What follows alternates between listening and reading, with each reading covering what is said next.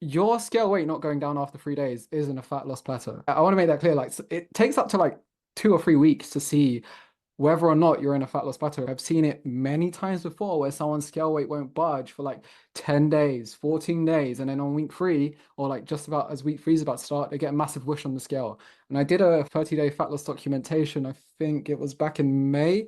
There were days where I was putting it on my story every day. And I remember there was a time where my scale weight was fluctuating within like the same 0.5 kg for like 11 days straight. And I was saying on the 11th day, I'm not changing anything because this hasn't been going on for long enough. I'm going to keep going. I'm going to keep being consistent with my current plan. I'm not going to do extra or do more. And then on day 12, I think I saw like a 1 kg drop. And then I think like 3 days after that, I saw like another 1 kg drop. So yeah, sometimes it's just about some patients. And I had a one-to-one on my fitness member as well. Shout out to Laura, she's lovely. She's like, I'm loving the strength training, Leo, but the fat loss plateau is frustrating me somewhat. And so we were on a video call and I looked at her data and I was like, you've lost a 0.5 kg every week for the past 3 weeks.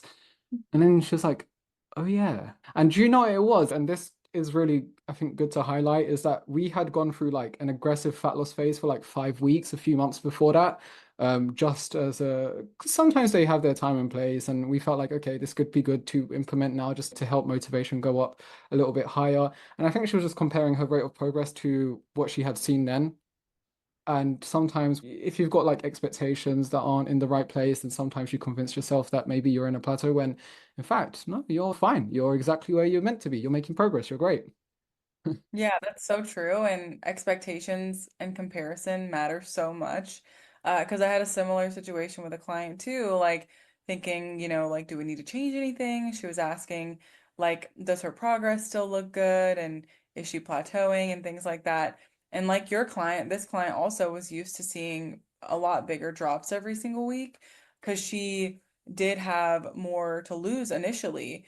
But also, another thing to remember is that, like, as you get smaller as well, your drops are going to be less aggressive as you get lighter and leaner. 1% of your body weight at 300 pounds is a lot more than 1% of your body weight at 200 pounds. And I think people just have this expectation, whether it be from yo-yo dieting or crash diets, that the fast weight loss is normal for any situation. And it doesn't mean that the slower the better is always necessarily true, but typically more sustainable fat loss and what feels more realistic on a day-to-day basis is going to be a little bit slower than something that's like really extreme. Very well said.